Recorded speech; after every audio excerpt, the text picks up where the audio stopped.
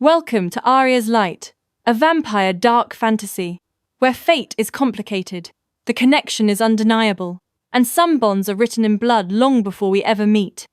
There's snark, steam, and a mate bond neither of them asked for, but can't escape. Buckle up, Coven. From haunted hearts to ancient curses, you'll find stories here that pull you in and don't let go. If you're into tales that twist the real and the unreal, you're in the right place. T.M. Nyxen Audiobooks. To my subscribers and listeners, your ears give these stories their second life. Hit that subscribe button and let's dive in.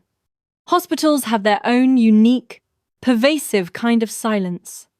It isn't the empty void of soundlessness, but rather a deliberate suspension, a hushed reverence. It's a symphony of the suppressed, the omnipresent, low hum of life support machines and air conditioning, the furtive, hushed whispers of rubber-soled shoes gliding against polished linoleum, the murmuring, tired tones of voices that seem to carry farther than they should in the sterile corridors. To most, these are merely the inherent, unavoidable noises of a medical facility. But to Nicholas Vale, an ancient being disguised as a contemporary psychiatrist, this constant, almost imperceptible symphony was a chorus of fragile human heartbeats, a living, breathing metronome that relentlessly echoed the chasm between his enduring existence and the fleeting, mortal world around him. Each beat was a reminder of how terribly, irrevocably far he had drifted from the warmth of humanity. It had been a mere week since his latest relocation, his transfer to the imposing street, Alari's Memorial Hospital, a new city, a maze of unfamiliar streets and faces, yet it was the same hollow, predictable repetition of human suffering and fleeting recovery. Psychiatry, ironically, suited him. It offered a perfect sanctuary, allowing him to hide behind a facade of quiet observation, to meticulously study the intricate dance of grief and mortality from a safe, academic distance, without ever having to truly participate or share in its visceral experience. For centuries, he had diligently practiced the art of detachment, a discipline honed through countless epochs. Yet, lately, even that ancient ingrained discipline felt like a heavy, suffocating shroud, its weight pressing down on a weariness that transcended millennia. That evening, as the harsh fluorescent lights of the hospital began their slow, almost imperceptible dimming to their overnight hum, casting long, distorted shadows, Nicholas found himself walking the elongated corridor. It was a liminal space, a silent demarcation line that separated the frantic, often brutal energy of the trauma wing from the hushed solemnity of oncology. This specific hour, the cusp of night, was his favorite. It was when the hospital, like a colossal organism, truly began its descent into a restless, semi-sleep. The sharp, metallic tang of fresh blood, a scent that sometimes stirred ancient impulses within him, mercifully faded, gradually yielding to the more clinical, sterile aroma of antiseptic and the faint, sweet plastic smell of medical equipment. In this ephemeral twilight, the world seemed to slow, quiet enough for him to almost forget, for a precious few moments, the true, isolating nature of what he was. Then, through the settling quiet, he heard it. Laughter. It wasn't the brittle, forced kind, the strained cheerfulness nurses often employed to distract from pain or mask their own fatigue. This was something entirely different. This was full, genuine laughter, unrestrained and pure. It was the kind that resonated deep in the ribs, a joyful tremor that seemed to startle true happiness out of its hidden corners. And it was coming, unbelievably, from the cancer ward. He stopped dead in his tracks, an ancient, almost forgotten instinct making him pause. His brow, usually smooth and unreadable, furrowed ever so slightly. The cancer ward, above all places, was supposed to be a sanctuary of quiet, almost sacred in its pervasive sadness, a place where hushed whispers and stifled tears were the expected soundtrack. Laughter, especially this unbridled kind, had no business surviving, much less thriving, within those solemn walls.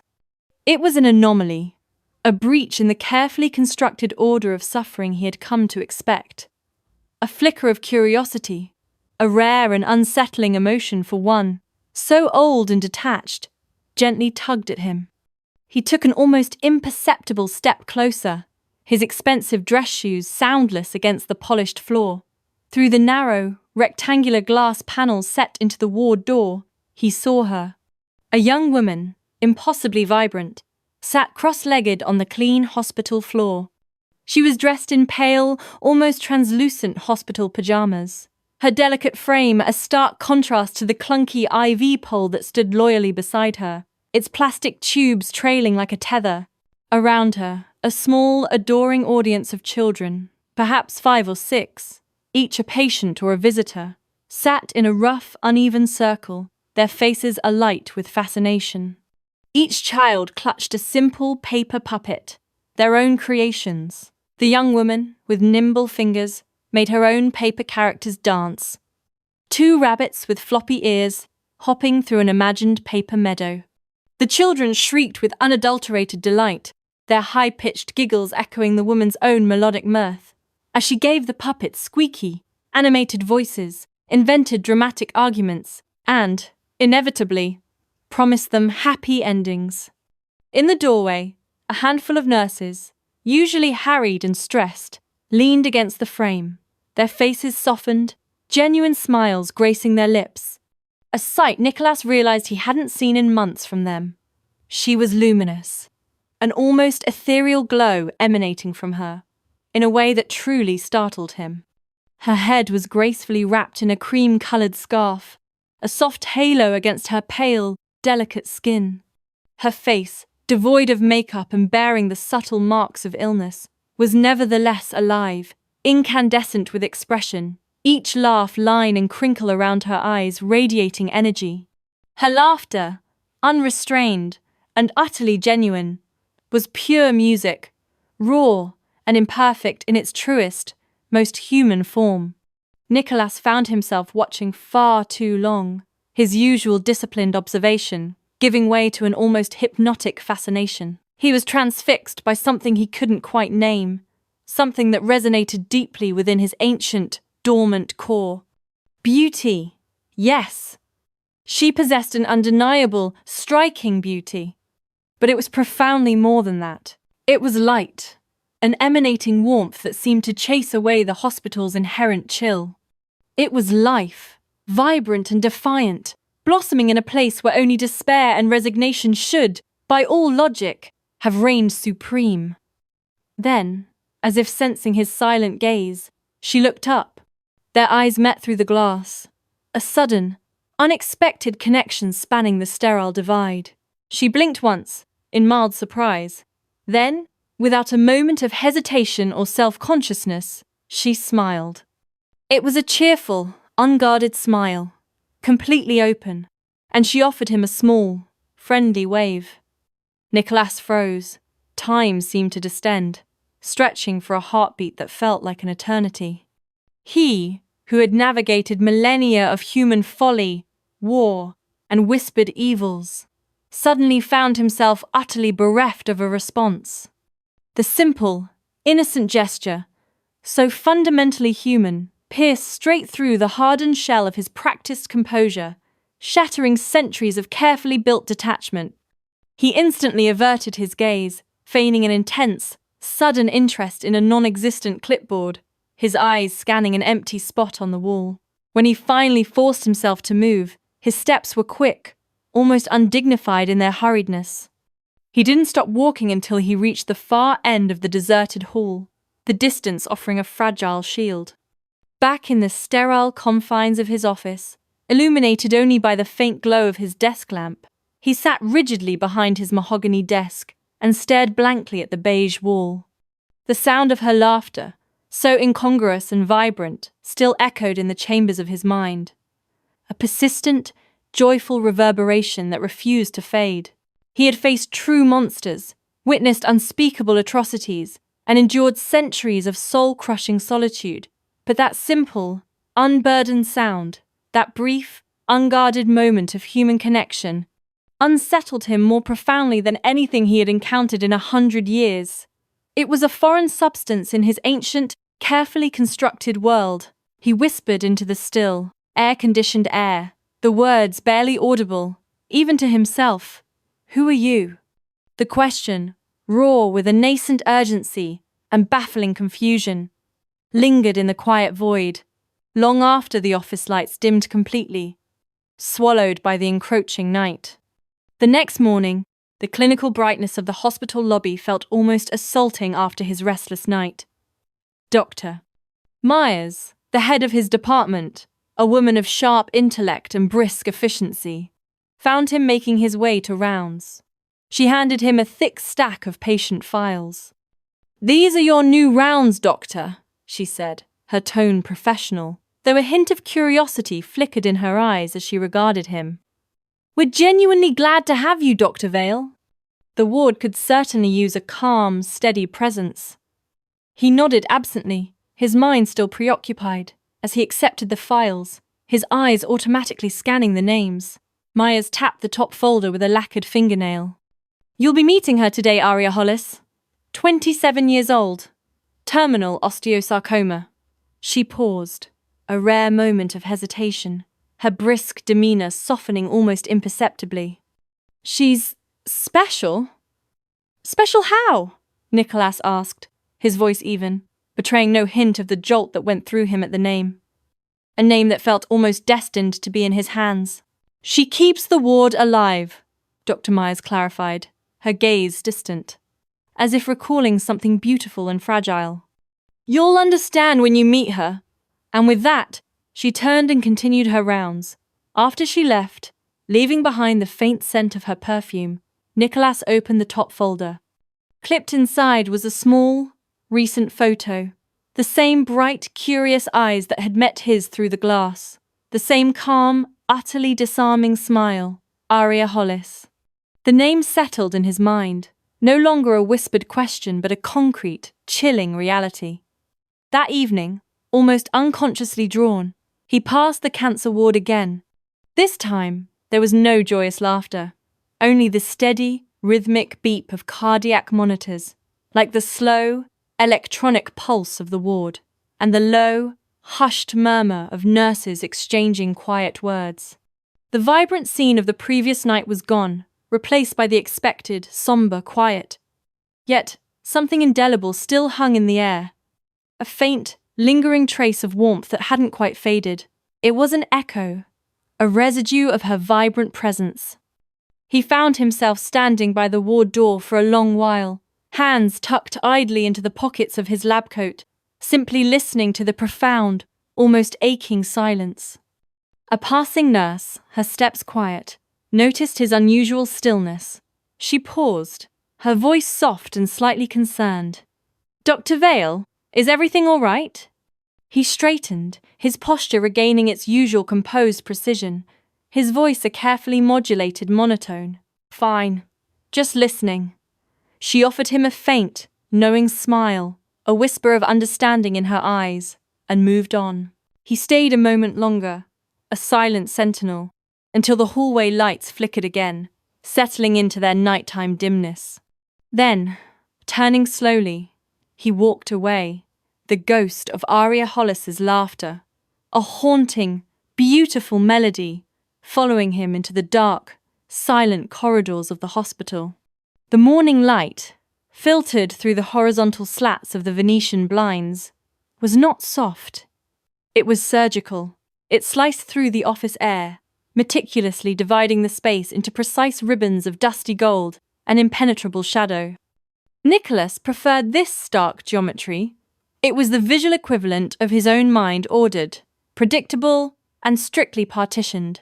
His office was small, intentionally devoid of the heavy leather and deep woods favoured by his colleagues. It was strictly functional. A desk of flawlessly polished oak, its surface clean save for his open notebook and a muted grey telephone. 2 chairs angled toward each other, one sturdy, one slightly more comfortable for the patient, and a bookshelf containing only reference texts, their titles uniformly serious. A faint, almost imperceptible scent of strong black coffee battled a more dominant, sterile edge of hospital disinfectant. The clock on the wall, a simple analog face, began to dominate the silence, ticking the seconds like a slow, relentless heartbeat, marking finite time in this room of endless waiting. Nicholas was reviewing Aria Hollis's extensive file, a sheaf of papers outlining a terminal diagnosis coupled with a disconcertingly high clinical score for emotional resilience when he heard the knock. It was soft, hesitant, yet carried an undertone of deliberate cheerfulness, a contradiction that immediately piqued his curiosity. "Come in," he said, his voice level and low, a practiced professional cadence that revealed nothing. The door opened, and the sterile light was instantly fractured by color. Aria Hollis stepped inside. She was a living splash of spring in his muted world. Her scarf was a pale, almost phosphorescent green today, draped loosely over a simple tunic. Her movements were easy, despite the physical toll of her illness, and her smile was bright enough to make the institutional room feel suddenly, dangerously human. "Well, hello again," she said, her voice clear and without apology. She settled into the chair across from him, crossing one ankle over the other as if she were waiting for a bus. "You're the serious one from the hallway. The one who looked like he was contemplating the existence of sadness itself. Didn't think I'd see you again so soon." Nicholas looked up from his papers, closing the file jacket with a quiet thump. He was careful to maintain a neutral expression, masking the faint stir of surprise her immediate, accurate observation had provoked. This woman did not waste time on pleasantries. "I believe we are scheduled to meet Miss Hollis," he stated, his posture rigid. The formal address was a necessary shield. The last thing he needed was informality chipping away at the millennia of control he maintained. "Aria," she corrected easily, leaning forward conspiratorially. "Only my mother calls me Miss Hollis when she's gearing up for a lecture. And you're Dr. Vale, right? Sounds like a name someone adopts when they're trying to keep ancient, heavy secrets." He allowed a faint, almost subtle curve of amusement to touch his lips, a gesture he hadn't made in public for decades. Psychiatrists are, by ethical and legal mandate, bound by strict confidentiality, Aria. "Good," she clipped back. "Because I've got a few heavy, possibly ancient secrets of my own." Her tone was light, teasing even, but her eyes were piercing. They didn't merely look at him. They searched, studied, and catalogued his stillness. Most people grew instantly uneasy under the weight of his passive observation, meeting his reserved intensity with nervous fidgeting. Aria, however, seemed utterly entertained by his unmoving facade. He gestured toward her file, choosing to ignore the undercurrent of their exchange. "How are you feeling today?" "Like a 7 out of 10, she said immediately, nodding to herself as if she'd just completed a difficult calculation. "Physically, you know, but my sense of humor, optimism, and overall refusal to take this whole situation seriously is holding steady at a solid 9. Nicholas made a small, precise note in his pad. More for the visual reassurance of procedure than necessity. "Your nurse mentioned you've been spending a good deal of time on the pediatric floor, specifically with the youngest children undergoing treatment." Aria's face softened, the sharp wit momentarily replaced by genuine warmth. "They need it. The doctors and parents down there are so scared all the time, it's like the air is too thick to breathe. Someone has to laugh for them. Besides, the kids like stories. I've got plenty of those." He nodded slowly, recalling the power that narrative held, particularly for those facing the ultimate limit. Stories are powerful medicine. She tilted her head, her gaze sharp. "You sound like you actually believe that, Dr. Vale. Most people here treat it like a platitude." "I've seen the effect of belief," he replied quietly, the silence between his words stretching, containing history. "It is perhaps the most fundamental force on this planet. It can heal, or it can utterly destroy." For a flash, her playfulness completely vanished. She looked at him with an unnerving sobriety. "You talk like someone who's been watching things for a very long time." Like someone who's seen too much. Nicholas looked up, startled by the accuracy of her reading. He had spoken carelessly, forgetting his audience was not merely a patient, but a keen observer on intimate terms with mortality itself. Aria smiled again before he could formulate a response, smoothly steering the conversation away from the precipice. So, Dr. Vale, do you always look this serious, or is that part of your mysterious, deeply brooding charm? He blinked once, slow and deliberate, uncertain how to handle such a direct, personal inquiry. I wasn't aware I held any charm to speak of. Oh, you absolutely do, she insisted, leaning forward again, her expression utterly sincere. But it's the tragic kind. The kind poets write about and people think they can fix. The kind of sadness that runs deeper than any professional burnout. Nicolas almost laughed, a dry rasping sound that hadn't been rehearsed in centuries. And do you intend to fix me, Miss Hollis? Aria, she reminded him, grinning broadly. And no, I think you're genuinely beyond repair. Which means... She paused, her eyes sparkling. We'll get along great. The session continued in this way, a sophisticated dance built on honest curiosity and quiet confrontation. She spoke of her treatments, the corrosive exhaustion, the endless waiting, and the strange, quiet comfort of having finally stopped pretending that she wasn't dying. Yet she relayed these facts with no bitterness, simply as if she were relating the meteorological forecast. I used to hate hospitals, she admitted, shifting slightly in her seat. Now I just make them into stories. The nasty medication is a wicked potion brewed by a grumpy gnome. The nurses are overworked angels. It's easier that way. You ever do that, Dr. Vale? Rewrite the truth so it doesn't hurt as much? Nicholas met her gaze, the clinical distance dissolving. This was not a question for a psychiatrist. It was a demand for solidarity. Constantly, he admitted, the word carrying the weight of eons of loss and necessary reinvention. Their eyes held for a moment longer than either expected, a connection forged in the mutual understanding that reality was often intolerable. The clock ticked 3 times loud, heavy strikes before she exhaled softly and sat back. You're interesting, she said, the lightness returning, but overlaid with a new, thoughtful quality. I didn't think you would be. He arched his brow. And what precisely did you expect? Someone colder. You look like marble. You know that? Perfect. Unmoving. Slightly grey. Like someone entirely carved by time. But there's something alive under there, churning away. It's weirdly comforting, actually. Nicholas found himself unable to formulate a reply. Her perception was a threat, her warmth an infection against the calculated isolation of his existence. Her honesty was a force he had not anticipated encountering in a sterile medical wing. She was chipping away at the armor he had constructed, one tragedy at a time. When the session time ended, she stood and stretched, a small, weary movement. Same time next week? He nodded, already making a note to rearrange his schedule to ensure the slot was inviolable. If you are feeling up to it.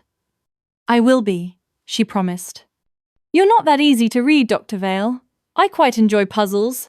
I want to figure you out. As she reached the heavy oak door, she turned back, her hand resting on the brass handle. Oh, and by the way, next time you pass the pediatric cancer ward, you should come in. We could use another storyteller. A tragic, mysterious one. Then she was gone, leaving only the faint scent of her perfume, something floral, sharply bright, and agonizingly fleeting to linger in the sanitized air. Nicholas sat there for a long time after, staring at the indentation her body had left in the chair cushion. The sunlight had slowly shifted while they spoke, and the gold ribbons had widened, spilling across the floor. He could almost, for a dangerous, brief moment, imagine feeling the warmth of it. By the second week, Nicholas had not just grown used to the soft rhythm of Aria's laughter drifting down the corridor. He waited for it. It was a precise, melodic chime that shattered the institutional quiet, warning him of her imminent arrival long before her footsteps echoed on the polished linoleum. He told himself it was merely anticipation, a professional requirement to prepare for the session, a calculated curiosity. But even the cold, logical core of his ancient mind no longer believed that lie. Her presence was disruptive. It lingered like unexpected summer sunlight on the dust motes of his thoughts, chasing centuries of comfortable shadows into corners he had rigorously kept locked. His office, traditionally a sanctuary of cold marble and heavy, historical texts, felt too sterile, too immutable when she was near. Aria was never on time. She wandered in at her own pace, sometimes 5 minutes late, sometimes 20, usually carrying something small and deeply human in her hands.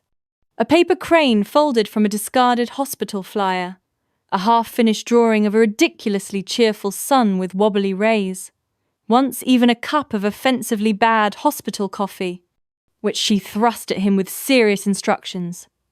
"You must try it, doctor. It's what keeps the night nurses going. It's a rite of passage." She had an effortless, almost frightening way of making the sterile environment feel like a place where people still lived, still dreamed, and most dangerously still felt. One morning, she slipped a folded scrap of paper, pulled from the bottom of her jeans pocket, onto his pristine mahogany desk before settling into her chair. "Homework," she said simply, her eyes sparkling with mischief. He picked it up with a caution reserved for handling volatile chemicals.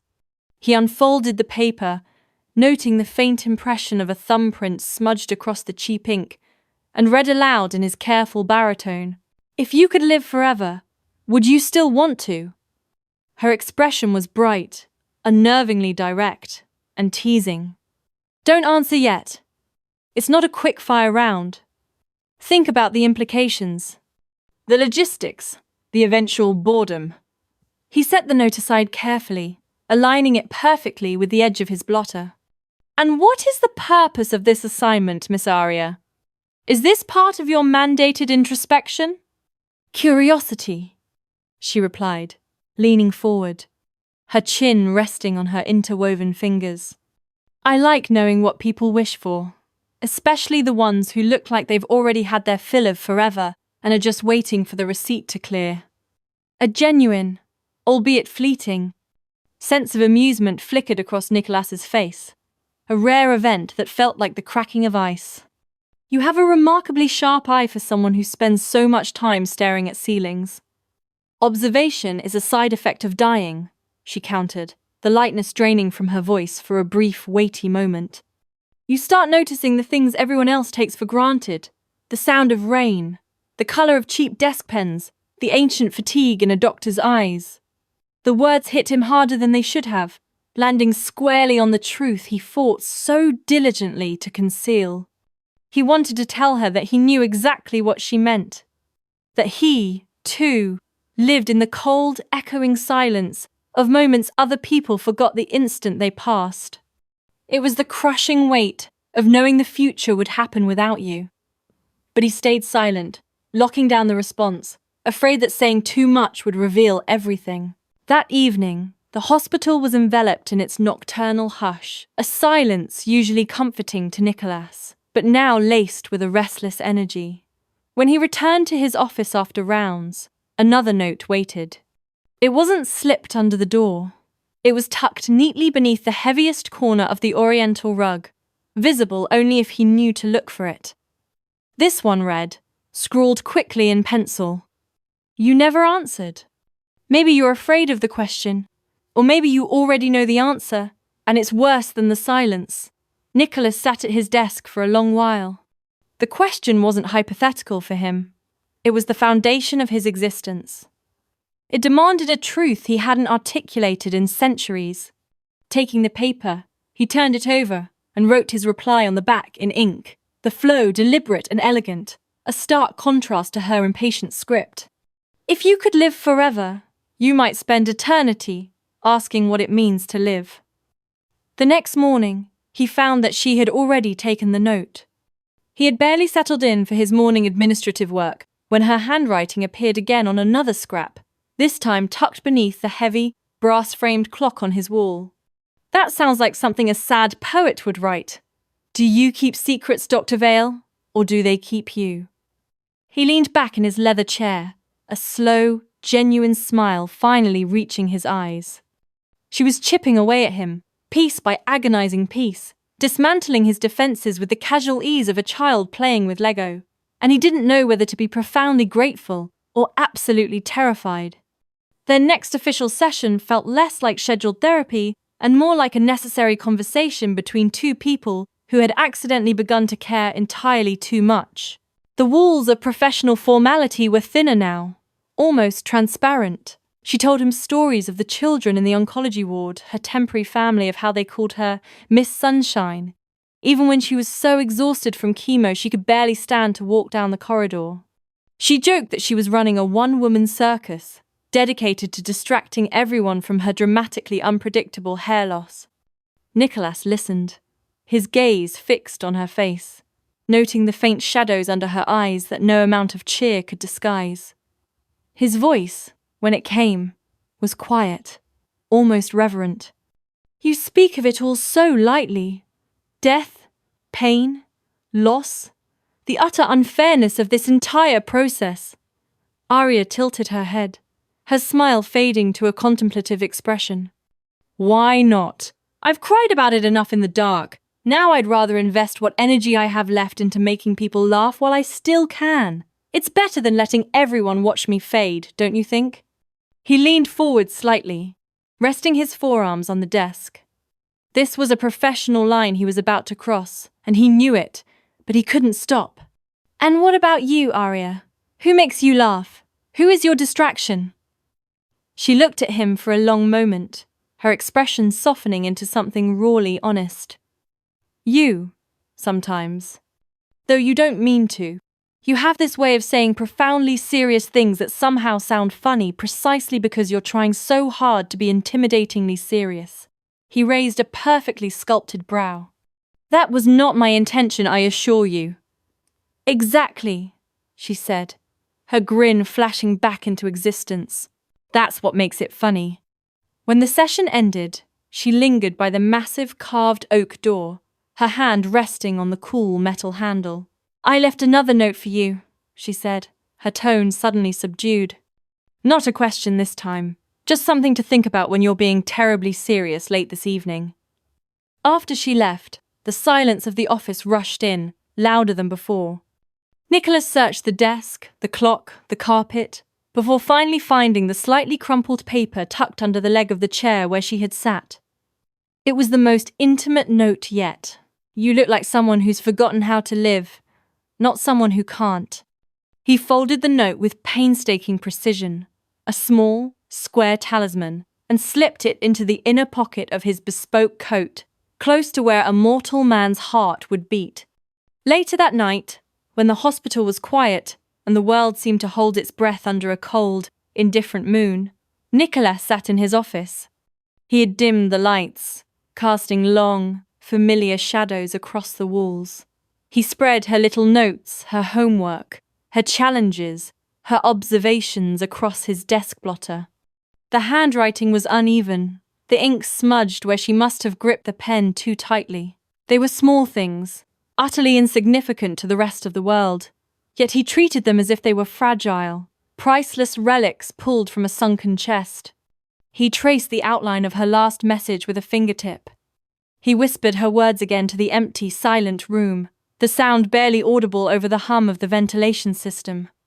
Forgotten how to live. The phrase stung more than any physical wound he had sustained in his long memory, because it was devastatingly, undeniably true.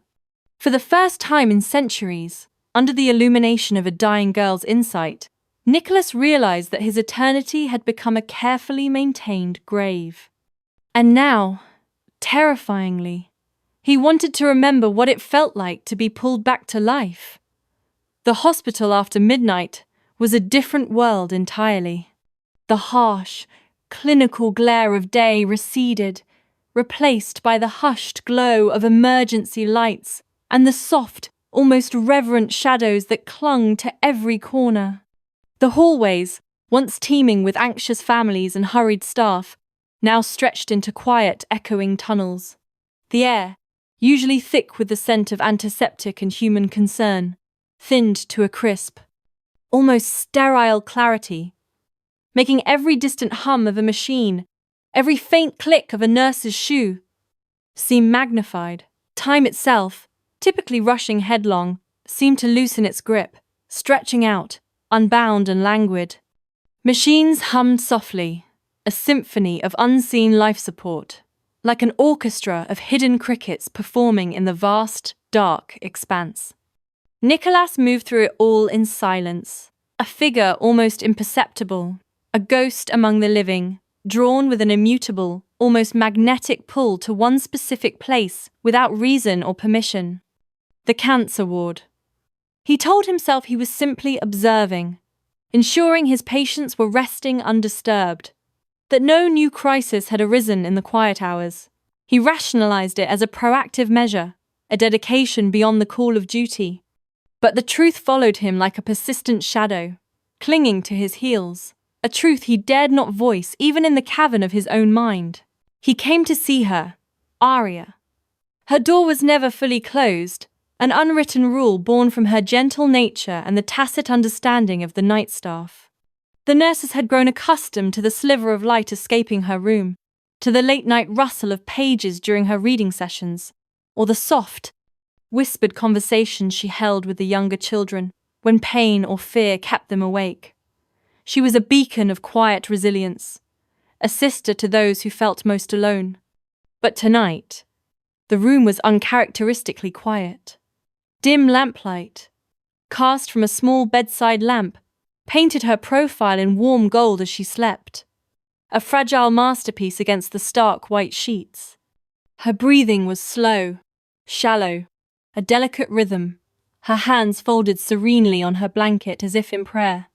Nicholas lingered at the threshold, an ancient sentinel unwilling to disturb the profound peace she created even in slumber. He could hear her heartbeat, a soft, rhythmic thrumming, a primal drumbeat of life. It was so human, so exquisitely fragile. His own nature, forged in centuries of predatory instinct, should have found it unbearable, a siren song of hunger, but instead, it calmed him. It settled the restless hum within his ancient veins, momentarily silencing the whispers of his past. He stepped inside, his movements soundless, and sat in the worn armchair beside her bed. He simply watched the rise and fall of her chest, a simple, profound act. There was a kind of grace in the utter simplicity of it, a testament to resilience that transcended understanding. Centuries of hunger, centuries of violence, centuries of profound, aching solitude, all of it seemed to fade, to become an insignificant whisper before the sound of her living, breathing presence. He watched the subtle quiver of her lashes, the faint pulse at her throat, the way the lamplight burnished strands of her hair. He felt momentarily anchored, less adrift in the endless ocean of his existence. After a long while, she stirred, a soft sigh escaping her lips. Her eyelids fluttered open slowly, her eyes, the colour of warm amber, unfocused at first, then widening slightly as they registered his silent form in the chair. "Dr. Vale?" she murmured, her voice a sleep-softened whisper. "Are you haunting me?" He froze, a sudden, unfamiliar prickle of awareness. "I was checking on patients," he replied, the words a practiced lie, flat and unconvincing even to his own ears. She smiled sleepily, a faint curve of her lips that lit up her face. "At 2 a.m?" Her tone was gentle, devoid of accusation, simply curious. He hesitated, searching for a plausible evasion. "Insomnia. Liar," she said softly, her eyes still heavy-lidded, but a spark of knowing intelligence now gleamed within them. "But it's fine. The company's nice. Just don't tell the nurses you let me sleep with the light on. They'll scold me for wasting electricity," he exhaled, a soft puff of air, the closest thing he'd had to real laughter in decades, perhaps even centuries. I doubt that would concern them as much as your well-being. Her voice was faint, her eyelids growing heavier, threatening to close again. You're strange. You know that. You move like time doesn't matter to you, like you have all the time in the world. He looked at her, uncertain how to answer, her perception hitting a chord deep within him. Time matters more than you think, he finally managed, the cryptic truth hanging in the air. Does it? She asked, almost to herself, her voice barely audible. I think it only matters when you run out of it. Silence stretched between them, comfortable and yet incredibly fragile, like a delicate glass sculpture. She drifted back to sleep before he could respond, her breathing evening out once more. He remained, unmoving, in a silent vigil until dawn began to smudge the sky outside her window. The first faint blush of purple and rose reached across the glass, soft and grey, chasing away the deep indigo of night. He felt the phantom caress of that first light brush against his skin, a millennia-old instinct stirring within him.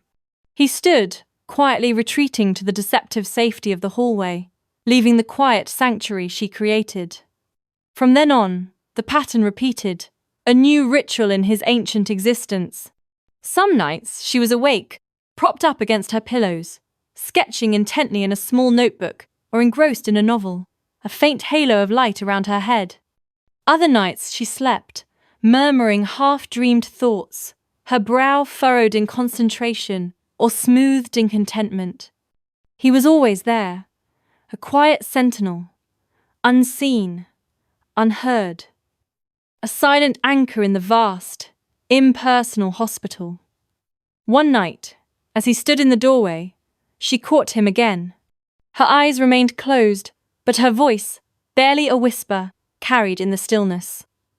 You come here often, she murmured, a hint of amusement in her tone. I could say the same, he replied quietly, a ghost of a smile touching his lips. I live here, she said, her voice soft. You don't. Why do you keep coming back? He searched for an answer, a plausible lie, but found only the raw, undeniable truth tangled on his tongue. Because this place feels less empty when you're in it. The words were involuntary, ripped from a place within him he hadn't known existed. Her eyes fluttered open slowly, her gaze direct, imbued with a vulnerable, disarming sincerity. That's the saddest and sweetest thing anyone's ever said to me. He almost smiled, a genuine tilt of his lips, a rare, fleeting expression. I wasn't trying to be sweet. I know, she said, her voice already fading as sleep began to reclaim her. That's what makes it work. When she slept again, he noticed her sketchbook lying open beside her on the blanket. He picked it up reverently, the cover warm from her body heat. Inside were a series of vivid, deceptively simple drawings of the hospital children, their faces alight with an unexpected joy, of tired but kind nurses, of herself, her favourite scarf fluttering around her like nascent wings. On the very last page, startling him with its uncanny accuracy, she had drawn him sitting in his chair, just as he was now, his expression unreadable, cloaked in shadow. Above it, in small, looping letters, she had written a caption that struck him with a chill colder than any winter wind. The watcher who doesn't know he's lonely. He closed the book gently, the heavy truth of her perception, a profound, aching weight in his chest, and placed it on her bedside table. That night, when he finally returned to his cold, impersonal office, the dawn had already begun to bloom across the city. The sky was a bruise of purple and rose, bleeding into a soft, ethereal grey. He sat by the window, watching the light creep higher over the ancient rooftops, illuminating the sleeping metropolis below.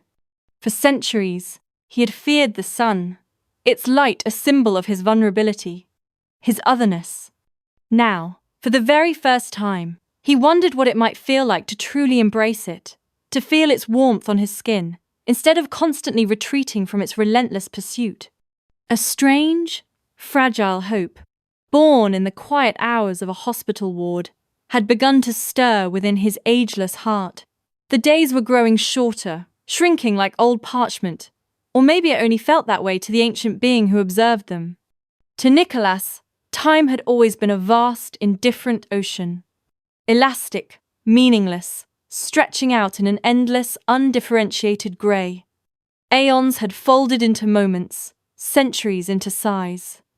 But with Aria, every hour had weight, every ticking second a precious, finite commodity. Every breath she took measured out his own borrowed, precarious sense of living, tethering him to a pulse he had no right to feel so keenly. Winter had crept into the city with the stealth of a predator, tracing intricate patterns of frost across the cold, institutional panes of the hospital windows. Outside, the world was turning monochromatic, muted by grey skies and the promise of snow. Inside, the usual boisterous laughter in the children's ward had softened, still present, but quieter now, like distant bells, as if the children themselves sensed the inexorable shift in the season. In the very air, Aria, ever the resilient spirit, still tried. Her smile, though sometimes strained, was a beacon. She still made her beloved paper puppets dance, their brightly coloured shapes weaving stories in the sterile air, though sometimes her small, weakening hands trembled too much to hold them aloft with their usual grace. During their next scheduled session, Nicholas found her looking tired, the hollows under her eyes more pronounced, yet radiant in that strange, almost ethereal way she always did. It was as if she were lit from within, a fragile candle flame in a slow, persistent draught. Her presence alone felt like a defiance against the encroaching shadow. "Bad week?" he asked gently, his voice a low tremor that belied the turmoil within him. He noted the slight tremor in her hands, the way she leaned into the chair as if seeking its support. She shrugged, a gesture that seemed to cost her more effort than it should. Her vibrant scarf, a splash of summer color against her pale skin, slipped slightly as she adjusted it. "Chemo feels like wrestling an invisible bear," she admitted, a dry chuckle escaping her lips. "A very big, very grumpy bear who cheats, but I'm still winning, kind of." He tilted his head, observing her with an intensity that would have unnerved anyone else. "You always find a way to sound brave," he noted, a faint admiration in his tone. She smiled faintly, a ghost of her usual bright grin. "It's not bravery, it's a distraction." Her gaze, though tired, was direct and unflinching. "From what?" he pressed, genuinely curious. "From how scared everyone else looks." Her words hung in the air, a stark, uncomfortable truth. Her honesty, sharp and unvarnished, left him quiet, a rare occurrence. She leaned back further in the chair, closing her eyes for a moment, exhaustion momentarily eclipsing her carefully constructed facade. "You know what's funny?" she murmured, her voice a little softer now, laced with a wistful longing. "I used to hate the sun. I'd burn so easily, even just for a few minutes. I thought I was born to live in the shade, always hiding from its touch. But now, I dream about it all the time. Sunlight on my skin, the real kind. The warmth of it, the way it feels like a hug from the sky. I'd give anything for that again." Her voice faltered then, a fragile whisper on the edge of breaking. But she recovered quickly, forcing a brighter smile. "Anyway, that's depressing. I actually brought you something." He frowned slightly, a rare expression of surprise on his usually impassive face. "For me?" he asked, a hint of genuine confusion in his tone. Gifts, especially unsolicited ones, were alien in his long existence. "Of course." She reached into the pocket of her worn hospital gown, her fingers fumbling slightly, and pulled out a small glass vial, no bigger than his thumb. Inside was a curious, almost alchemical swirl of golden liquid mixed with fine glitter and resin. When it caught the pallid hospital light, it shimmered like trapped morning, a tiny galaxy caught within a glass shell. She placed it carefully into his large, cool hand. "It's sunlight," she explained, her voice gaining a touch of its usual playful spirit. "For emergencies." He turned it over slowly, his eyes, usually so cold and assessing, fixed on the way the golden motes danced and caught the light, refracting it into 100 tiny explosions. It pulsed with a strange, contained energy that felt like a trespass against his very nature. "You made this?" he asked, the question barely a whisper. "Paint and patience," she said, shrugging again. "You can't survive in a hospital without hobbies. And a bit of imagination." He looked at it again, then at her. "Why give it to me?" "Because you look like someone who forgets what warmth looks like," she said softly, her gaze surprisingly penetrating. "You look like you carry a lot of shadows. Keep it. Promise me you'll look at it when things get too dark." Her words caught him completely off guard, striking a chord he didn't know existed. He could not remember the last time anyone had given him something without wanting anything, without a hidden agenda or a price to be paid. The weight of it, a small, seemingly meaningless trinket by mortal standards, felt heavier than any ancient relic, any powerful artifact he'd ever held in his long, shadowed existence. It was a fragment of pure, unconditional light, offered freely. It felt like a chasm had opened beneath his feet. "Thank you," he said finally, the words feeling foreign and clumsy on his tongue. She smiled, a knowing, gentle curl of her lips, and tapped his hand lightly, her touch feather-light and fleeting. "It's nothing. Just a bit of light in a bottle." That night, he sat alone in his vast, echoing office. The stone walls and heavy shadows, a familiar comfort. But the vial, set before him on his polished desk, was a stark anomaly. The way it glowed under the lamplight, a soft, insistent pulse of gold, made him deeply uneasy. Light had always been his enemy, a boundary he could never cross, a searing reminder of the life he was forever barred from. Yet now, he couldn't stop staring at it, drawn in by its impossible, contained warmth. He thought of Aria's pulse, the soft, rhythmic sound that echoed in his mind whenever he was near her. It called to him, not as prey, not as a source of sustenance, but as proof that life, fragile and fleeting though it was, could still mean something, proof that warmth existed. He hated how easily she made him forget what he was, hated the flicker of yearning she ignited in his cold, ancient heart. A few nights later, unable to stay away, he visited her room again. The hospital was hushed, wrapped in the deep silence of late hours. She was awake, propped up against her pillows, sketching with shaky hands, charcoal dust smudging her fingertips. The bottle of sunlight sat on her bedside table, its faint shimmer an echo of his own presence in the dim room. "You kept it," she said with a tired grin, her eyes bright with a quiet satisfaction. "I said I would." "Good. I was afraid you'd throw it out. You seem like the kind of guy who'd toss sentimental things, like they were inconvenient." He shook his head, a small, almost imperceptible gesture. "Some things are worth keeping." The words were more for himself than for her, an admission that startled him. "Yeah," she whispered, setting her pencil down with a soft click against the paper. Her gaze drifted to the window, where the first hint of frost was already reappearing. "Even if they hurt." The words hung between them like a secret they both understood but neither dared to name, a shared acknowledgement of the bittersweet ache of attachment. Her health began to falter more rapidly after that. The days blurred into nights, marked by the constant hum of machines and the hushed movements of nurses. Sometimes she was lucid and sharp, her mind bright as ever, her wit intact. Other times, she was weak, drifting in and out of consciousness, lost somewhere between dreams and the harsh reality of her failing body. The nurses, their faces etched with a familiar pity, spoke to him in quiet voices outside her room, giving updates he never explicitly asked for, but always, desperately, wanted to hear. Their gentle glances held a silent understanding he sometimes struggled to bear, and still, he came to see her. Always at night, when the hospital was quietest, when the shadows stretched long and comforting around him. Always silent, a vigil kept by a creature of darkness for a fading spark of light. One evening, he found her awake, but exceptionally pale, her lips dry and cracked, her breath shallow.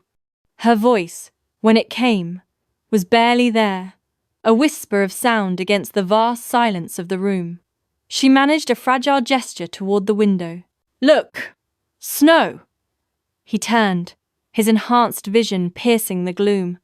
The city below was blanketed in white, a thick, silent fall that had transformed the grimy streets into a pristine, ethereal landscape. "Everything looks clean," she murmured, her gaze distant, unfocused. "Like it's all forgiven." Nicholas sat beside her bed, the air thick with unspoken things. "Do you believe in forgiveness?" he asked, the concept a foreign language to his ancient, burdened soul. She smiled faintly, a serene, almost triumphant expression. "I believe in trying again. Isn't that the same thing?" He didn't answer. The question was too profound, too loaded with centuries of regret and unatoned sins. Instead, he reached into his long coat, his fingers closing around the small glass vial. He took it out, its golden contents glowing faintly even in the low light of the room, a brave, defiant miniature star. "Keep it," he said quietly, his voice rough. "It's yours! It always was!" He held it out to her, a desperate plea in his unspoken gesture. She shook her head, a movement of almost imperceptible slowness. Her eyes, though dim, held a familiar, startling clarity. "No, Dr. Vale, it was never meant for me." Her hand, cool and fragile as a dried leaf, brushed his, a fleeting, intimate contact that sent an unexpected jolt through him. "You're the one who needs it." She closed her eyes then, the faintest smile still on her lips, as if she had given away something precious and was content to let it go, her final act of generosity. Her breath hitched, a soft, almost inaudible sigh, and then simply did not return. The silence in the room swelled, no longer just quiet, but profound, absolute.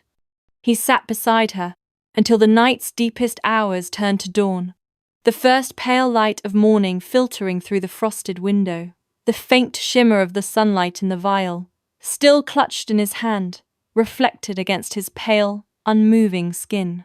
For the first time in 200 years, Nicholas, the creature of shadow, truly wanted to feel it for real. To feel its warmth, its searing, living touch, not as a threat, but as a promise. The storm began just after midnight, not with a crash, but with a deep, resonating silence that seeped under the doors and pressed against the walls.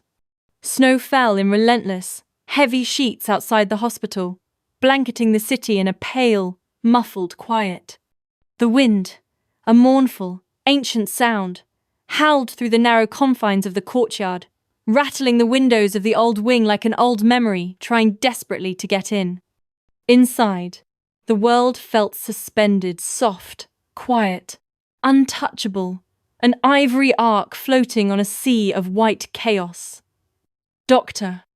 Nicholas Vale moved through the halls of the oncology floor without sound, a spectral figure against the sterile backdrop. The long fluorescent lights overhead, strained by the storm's power drain, flickered erratically, casting jumpy, bruised shadows that stretched and compressed his already elongated frame. He passed sleeping patients tucked behind closed doors, their anxieties temporarily subdued by medication or exhaustion. The soft, rhythmic hiss and sigh of machines breathing for those who no longer could provided the only consistent soundtrack to the night. He stopped at Aria's room. 3:14.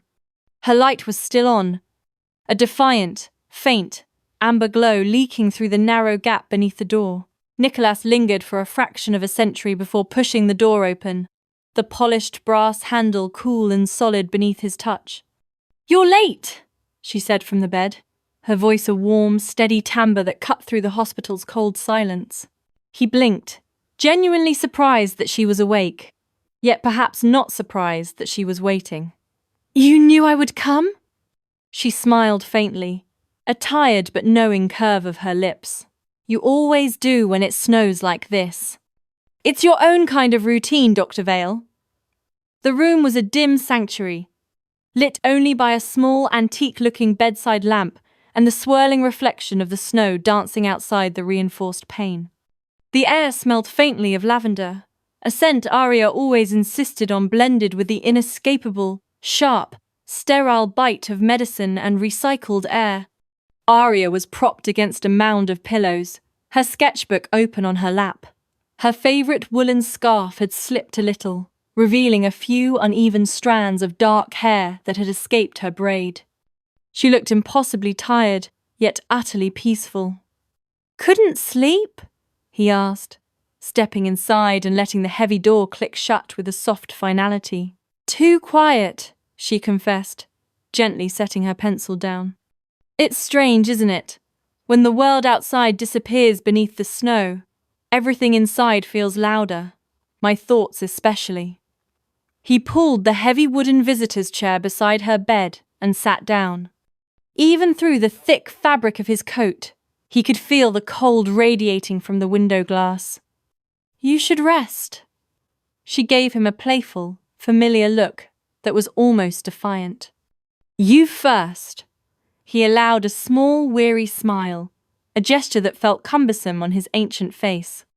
"I don't sleep, I figured," she said, her gaze steady, turning a page in her sketchbook without looking at the imagery.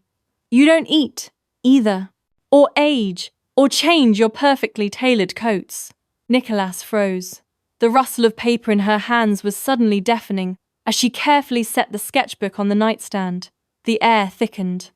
"You've been thinking about that," he said quietly, the statement less a question and more a reluctant acceptance of the inevitable. "Of course I have. You're not exactly subtle, Dr. Vale. You're a doctor in a place obsessed with time, yet you seem entirely outside of it." Her tone remained light, almost conversational, but her eyes were deeply serious, holding a profound mixture of curiosity and pity. Outside, the snow thickened further, pressing against the glass, and the wind rose to a guttural moan that muffled even the faint hum of the monitoring machines in the hall. "Aria," he began, carefully measuring each syllable. "Some questions are better left unanswered."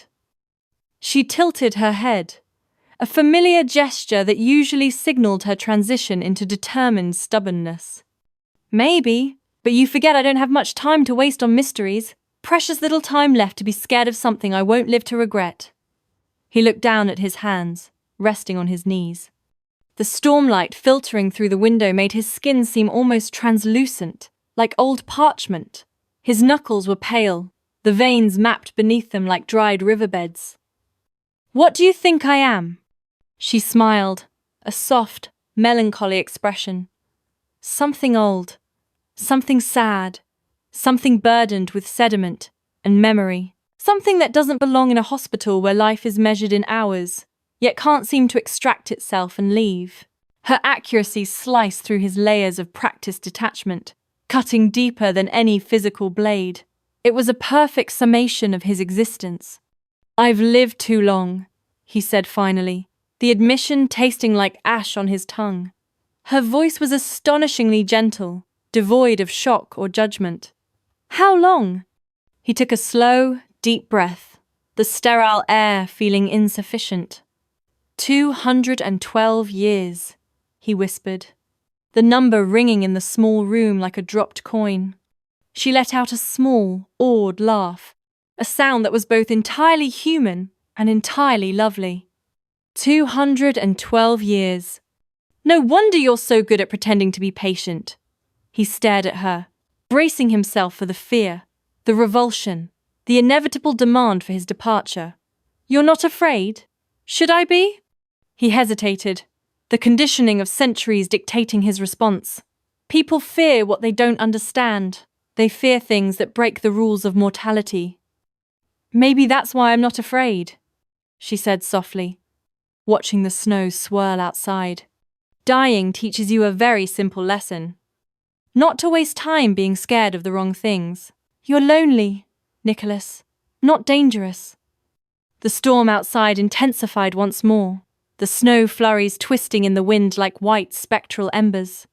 The world beyond her window disappeared completely, swallowed by the blizzard. The isolation of the room became absolute. You've seen so much, she murmured, her gaze distant, mapping 2 centuries of history onto his weary face. You've lost more than most people could imagine in 10 lifetimes. I've lost everything, he corrected her, the simple truth a profound weight. She reached across the narrow space for his hand, her fingers pale and fragile, yet unexpectedly warm. Her touch was hesitant, seeking. Then stop running from it. He stared down at their hands, her pulse fluttering faintly, quickly, against his palm, the warmth seeping into his perpetually cool skin like sunlight breaking through centuries of frost. He felt the cold shell he wore begin to crack. You're not a monster, Nicholas, she reiterated, her voice clear and sure. You're just lonely. Terribly, horribly lonely. He felt something shift inside him. A profound, tectonic movement of feeling that had been frozen since the Napoleonic Wars. Her voice was soft, almost tender, entirely without malice. You hide behind silence in your profession, but you're starving for connection. I can see it. It's what keeps pulling you back to this room. He tried to pull his hand away, to retreat into the safe, numb space of his professional demeanor, but she tightened her grip gently, holding his gaze. It's all right, she whispered. You don't have to be alone tonight. You don't have to be the doctor right now. The storm raged outside, a wild, elemental fury, yet inside her small room, everything was entirely still. He stayed. They sat together for hours. The confession was made, the truth accepted, and there was nothing left to say. They spoke little. Aria occasionally sketched a pattern on the sheet with her finger, and Nicholas merely watched the candlelight tremble and the shadows dance. The snow pressed against the window panes like soft, spectral ghosts trying to listen in on their profound, shared silence. At one point, as the night deepened toward dawn, she smiled faintly, her eyes half closed. You know, it's kind of perfect, isn't it? The storm, the quiet, the truth revealed. He frowned slightly, confused by her choice of words. Perfect? She nodded slowly. If I have to die soon, I'm glad I got to meet someone who's been alive too long to remember what that means. You remind me that even 2 centuries can feel too short when you find a moment of peace. He looked at her for a long, aching moment, memorizing the fragile details, her pale hands resting on the blanket, the small, diminishing rise and fall of her chest, the golden flicker of the lamp reflected in her accepting eyes. When she finally drifted into a deep, drug-induced sleep, her grip on his hand slackened but never fully broke. Gently, carefully, Nicholas leaned in and whispered to her, his voice hoarse from the 200-year hiatus of honesty. I remember now. I remember what it means. Outside, the storm began, finally, to ease. The wind dropped to a low sigh. The snow kept falling, soft and endless. A gentle, white blessing on the living and the damned alike. The grip of winter lingered stubbornly in the hospital courtyard, a stark contrast to the promise of spring that had yet to fully bloom. Piles of snow, surrendered but not entirely vanquished, clung to the shadowed corners, and the air itself retained a brittle, biting chill, a lingering defiance from a season unwilling to recede. It was a world caught between endings and beginnings, much like Nicholas himself. He had lost count of the days that had bled into one another since the relentless storm had passed. Each day unfurled with a monotonous sameness, the quiet intensity of his work, the constant, watchful observation, and then the slow, inevitable march toward evening. His sole anchor being the ritual of sitting at Aria's bedside. She had become a fragile bloom, her vitality ebbing with each passing day. Her laughter, once a melody, was now a delicate whisper, barely audible, like the rustle of dry leaves. Even her voice, once so clear and resonant, had acquired a tremulous quality, a vulnerability that hinted at the precipice she stood upon, as fragile as glass on the verge of shattering. That particular morning, as he entered her room, he found her already awake, her gaze fixed on the nascent sunrise painting the sky through the window pane. The light was a thin, pale gold, a hesitant spill of colour that stretched across the warm blanket tucked around her. A faint, almost imperceptible smile touched her lips as she turned her head to greet him. "You're late," she murmured, her voice a breath against the quiet room. Nicholas managed a small, wry smile. "I wasn't aware we had an appointment scheduled for this particular sunrise." "I don't schedule miracles, Nicholas," she replied, the hint of her old spirit flickering in her eyes. "They just have a way of showing up when they're needed." He moved to the chair beside her, its familiar groan a soft punctuation in the stillness. Her hands, thin and veined, trembled slightly as she reached for the sketchbook resting on her lap. It was significantly thinner now, its pages a testament to the countless hours she had poured into filling them. With a gesture that felt both weary and deliberate, she held it out to him. "For you," she whispered, her voice raspy. "I'm running out of the strength to draw, so I figured I should give it to you before the images fade from my mind." He accepted the book with a reverence that felt deeply ingrained. His fingers, accustomed to the sharp precision of his own craft, opened its worn cover with agonizing slowness.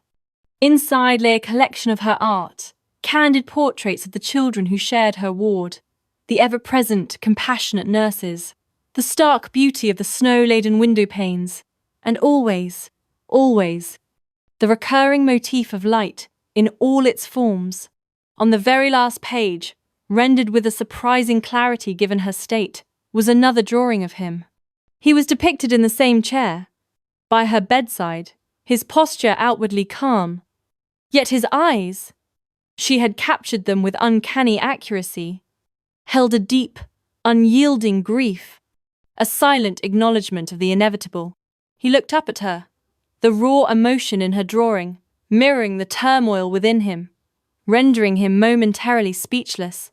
She offered him another faint smile, a fragile thing. "I wanted you to see yourself through my eyes," she explained, her voice barely audible, "not as the cold, distant figure you often present, but as someone who is simply trying, in his own way, to remember what it feels like to be truly alive." He swallowed, the effort almost painful. "You shouldn't give this away, Aria. It's a part of you." She shook her head, a subtle movement that seemed to require all her remaining energy. "I won't need it where I'm going." The air between them thickened, imbued with a profound, almost sacred stillness. The unspoken weight of his existence, of the unnatural longevity he possessed, pressed down upon them both. "Aria," he said, his voice a low, urgent plea, "you should try to rest." "I don't have much left to rest for, Nicholas," she replied, her gaze drifting back to the window, to the fading sunrise. "It's strange, you know. I always imagined I'd be terrified, but I'm not. It feels more like I'm walking towards something I already know." He leaned closer, his voice dropping to a register barely above a whisper, a desperate, almost primal urge surfacing within him. "I could stop it!" She turned her head back to him, a flicker of confusion in her bright, fading eyes. "Stop what?" "I could make you like me," he confessed, the words tearing from a part of him that felt ancient and raw. "I could grant you more time. Years. Decades. You wouldn't have to. You wouldn't have to face this."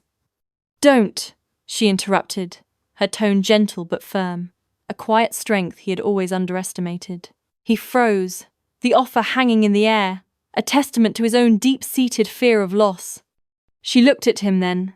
Her eyes, though dimmed by illness, still held a startling clarity, a profound compassion that pierced him to the core. "You would be stealing the very essence of what makes me, me. My journey is meant to end, Nicholas. Yours is meant to remember. He shook his head, a desperate denial. You don't understand. You don't have to die. A soft, melancholic smile graced her lips. And you don't have to live forever, Nicholas. He closed his eyes, the crushing weight of his unending existence, the burden of immortality, pressing down on him with renewed force. I'm asking you for something, she said, her voice finally cracking, the fragility of her humanity laid bare. Promise me you won't try to change me. Promise me you'll let me go when the time comes. His instinct was to argue, to rage against the inevitability, to tell her she couldn't possibly comprehend the magnitude of what she was asking of him, of what he could offer. But her hand, thin and trembling, found his, her grip surprisingly sure. Promise me, Nicholas. He bowed his head, the words choked out of him, rough with unshed tears and the grief that threatened to consume him. I promise. A faint, genuine smile of peace touched her lips, a look of profound satisfaction. Good. Then in a way, you've already given me forever. Her breathing grew shallow, a delicate flutter against the steady, slowing rhythm of the monitors.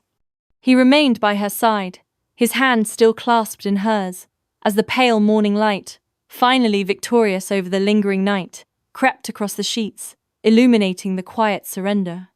When the nurses eventually entered the room, they found him still seated there, a figure carved from stone, unmoving, the worn sketchbook clutched to his chest like a shield against the encroaching emptiness. Outside, the last vestiges of the snow had finally melted, revealing a world scrubbed clean. The landscape, washed anew, looked pure, almost forgiven, ready to embrace the hesitant, yet inevitable, arrival of spring. An insidious quiet had settled over St. Jude's Hospital after she was gone, a silence more profound than anything Nicholas Vale had known in his long existence. The vibrant, infectious laughter that once spilled, uncontained and joyous, from the cancer ward had not merely dimmed, it had vanished, leaving behind an echoing void. Now, the prevailing sound was the soft, sterile rhythm of routine, the hushed padding of nurses' footsteps, the insistent, almost mournful beeping of monitors, the mechanical sigh of ventilators breathing for fragile lives still clinging to hope. Yet, occasionally, a sound would pierce this newfound stillness, a small, tentative burst of laughter from a child, an innocent echo of what once was. And each time, Nicholas would instinctively stop, his ancient heart giving a sharp, unfamiliar pang, just for a moment, to listen, as if straining to catch a phantom melody. Weeks passed in a monotonous blur, each day indistinguishable from the last. He continued his rounds with a somber dedication, attended his psychiatric sessions with a detached professionalism, and maintained a silence that had become heavier, more palpable than before. The nurses, usually bustling and observant, noticed his quietude more acutely now, their sympathetic glances lingering a fraction too long, though none dared to vocalize what they saw. He spoke softly when necessary, offered polite, almost automatic smiles, and carried on as though the fundamental fabric of his world hadn't irrevocably shifted. It was only when his path brought him past the cancer ward, a route he often found himself taking without conscious direction, that his steps would invariably slow, drawn by an invisible, gravitational pull. Her room, once a riot of colour and warmth, had been meticulously cleared. The bed was stripped bare, the personal touches gone. The window, which Aria had always kept closed to the chill, was now open, letting in the pale, tentative sunlight of early spring, a stark, antiseptic contrast to the vibrant energy that had once filled the space. On the small bedside table, stark against the clinical white, someone, perhaps a heartbroken nurse or a grateful parent, had placed a small framed photograph. It was Aria, of course, a vibrant tableau of pure joy, surrounded by a cluster of smiling children, their faces alight with uninhibited mirth. They were laughing, truly laughing, their youthful exuberance radiating from the glossy image.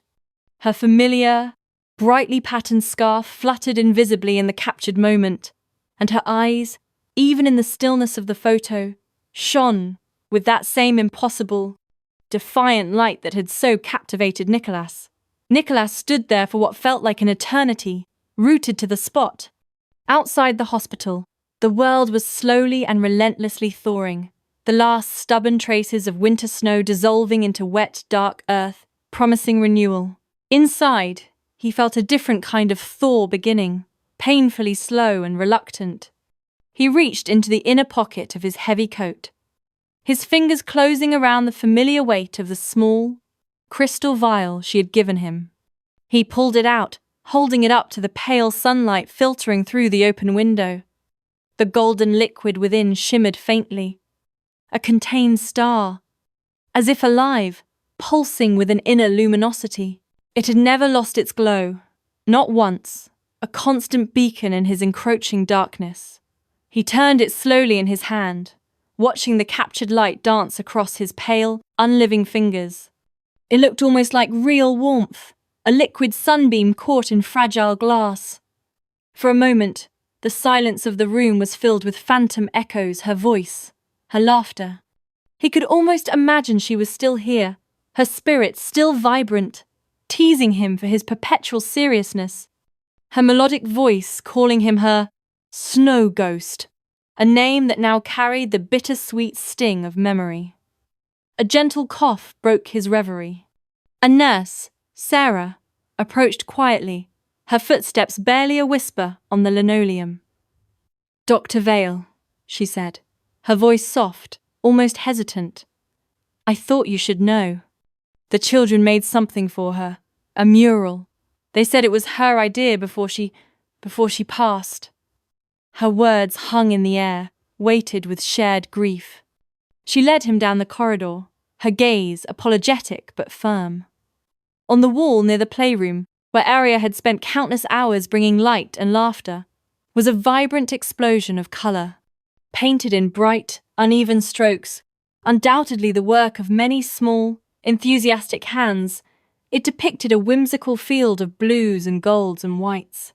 In the very centre, larger and more carefully rendered, was a figure almost impossibly like Aria, her scarf a splash of colour, holding aloft a jar of pure, sparkling light, surrounded by a throng of smiling, gleeful children. The raw, uninhibited emotion of childhood love permeated every brushstroke. Beneath the mural, someone had carefully, if a little crookedly, inscribed in thick crayon letters, "For Miss Aria." She made the dark less scary.